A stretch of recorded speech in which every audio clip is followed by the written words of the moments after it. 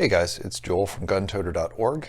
Welcome back. And this morning I'd like to talk to you a little bit about slings, specifically single point versus 2-point and the positives and negatives of each.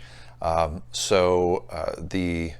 too long didn't read version, if you are short of time, like you're in the bathroom and your boss is coming looking for you because your bathroom break's gone 20 minutes now. For the wide range of missions that you may undertake, I happen to believe that a 2-point sling is superior to a single point sling because it offers greater capability and more security.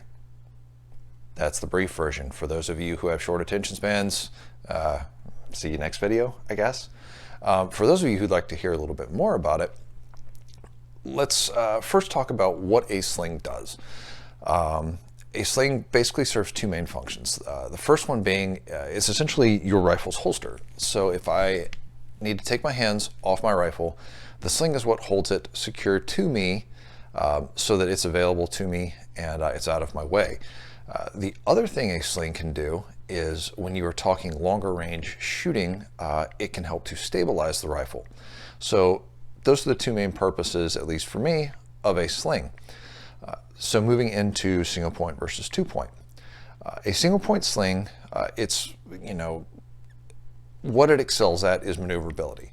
So as you can see, I have this set up in a single point configuration. It's actually a convertible sling. It's not a dedicated single point, but it'll work for the purposes of the video. As you can see, if I need to move this rifle around, in say a CQB environment, it's really easy for me to maneuver. I can bring the gun in if I'm maneuvering around obstacles in a small space. I can do my high ready, I can do my low ready, and I can even come around and do really easy shoulder transitions if I need to. So a single point sling is your most maneuverable option. Thus ends all the positives of a single point sling. Thanks for coming to my TED Talk.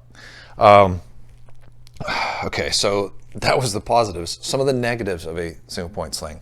That maneuverability works both ways.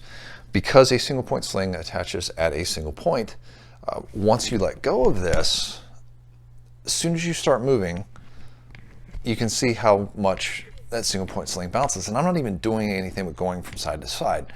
So you can imagine if I was trying to walk back and forth, negotiate an obstacle, climb a ladder, you can see how this thing's going to start bouncing really quick, and that's going to be a problem.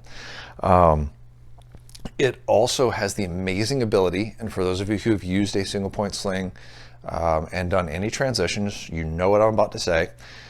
It turns your rifle into a junk-seeking missile. Yeah, you can see how it's hanging. You can also probably guess where it's banging. They suck. Sorry, they do. Now, with that said, that's my opinion. If you either A, are required to run a single point sling, I've been there. I've spent 6 weeks in a basic tactical course where I was required to run a single point sling. That's why I hate them now. But I didn't have a choice. I was required to run it.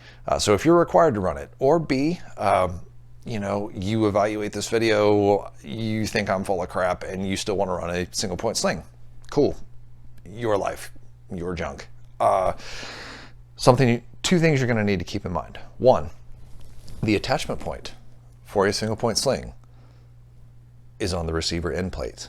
It is not on the buttstock. If you attach your single point sling on the buttstock, you look like you don't know what you're doing. And more importantly than, not looking cool, which is rule number 1, by the way, but more importantly than not looking cool, when you attach on the buttstock, as you can see how it's hanging.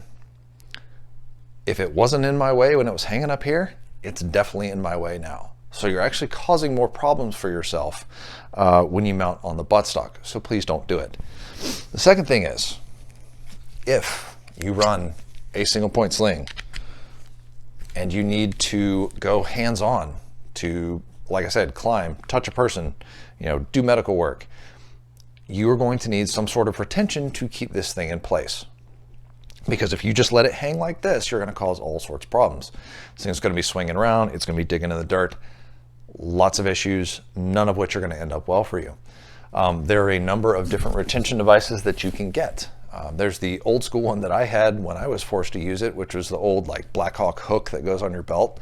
A bunch of the guys that I worked with actually got bungees, attached them to their kit so that they could put it over to the side, wrap the bungee around it, and that worked as well. There are also a couple different kits. I believe Strike Industries maybe makes one. I know S&S Precision makes one, where it's essentially a button and a dovetail that goes on your belt and then on your rifle, and it just locks in. I've heard really good things about the S&S one. It is a little pricey, but I've heard that it works really well. So to review, single point slings, super maneuverable, junk seeking missile, flops everywhere. I don't recommend them. So with that said, we move on to 2-point slings. Okay, so moving on to 2-point slings. As I said at the beginning of the video, I happen to believe that a 2-point sling offers you the most capability across a wide variety of scenarios. For one thing, it's just more secure. And if your sling is supposed to be your holster, one of the big things you look for in a holster is it going to securely hold my weapon where I put it? You know, is it going to move around? Is it going to lose the weapon? So you saw earlier when I let go of my single point and then kind of moved, you saw how easily it flopped. Here's my 2-point, doing the same thing. What's it not doing? It's not flopping. It's just more secure. You do sacrifice a tiny bit in maneuverability, but there are ways to work around that. So let's say, I tend to run my sling on the buttstock, on the inside of the buttstock, because I don't like having things wrapped around the back or wrapped around the top. But let's say, okay, I'm trying to maneuver my gun, and this is a complaint I've heard, and this is something I've experienced, especially if you have a lot of kit on. When you go high ready, sometimes you can have an issue here with it possibly hanging up on your kit. The great thing about a 2-point sling is you have lots of options. So if I wanted to, if it was a real problem for me, I simply shift it, and now I can tuck it. I don't have that issue. So a 2-point sling offers you way more mounting options as opposed to the single point, because if you don't mount the single point in the one right spot, it's just not going to work for you. 2-point slings, you don't have that problem.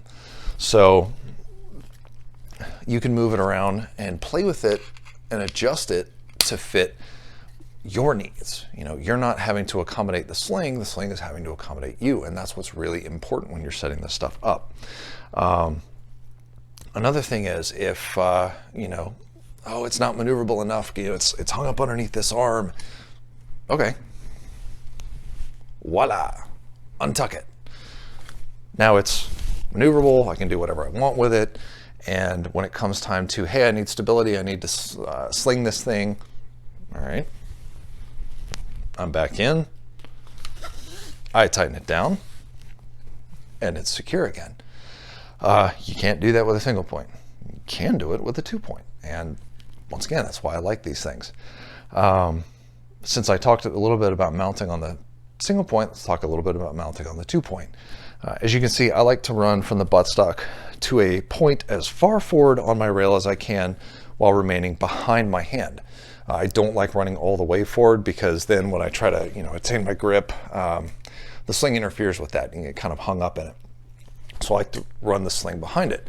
Now, this is a 16-inch barreled AR.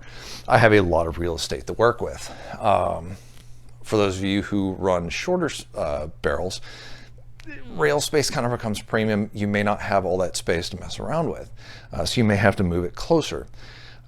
One important thing to think about is the closer you get the two ends of your 2-point sling together, the more it's going to act like a single-point sling, including the floppiness. Now, it's never going to be as floppy as a single point, but the closer you get them together, the more slop you're going to get in it.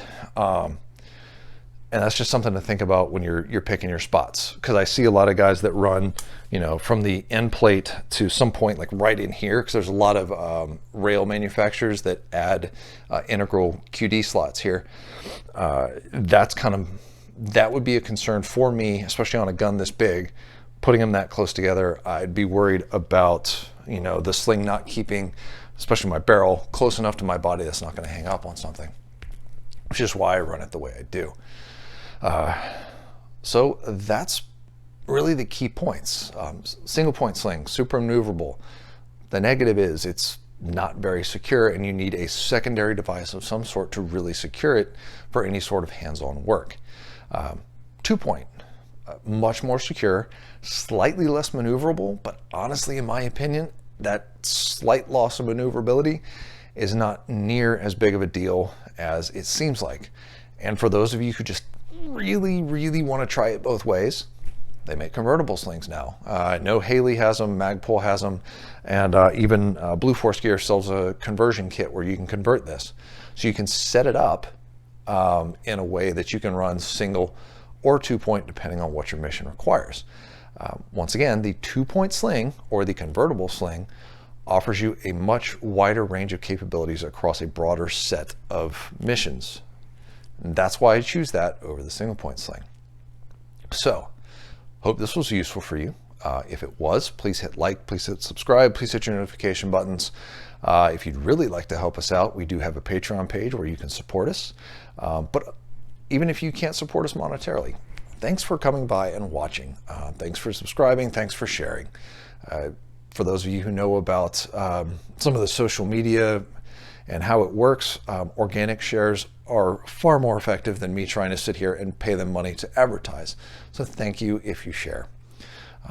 Hope this has been useful, and thanks for watching, and I hope to see you again next time.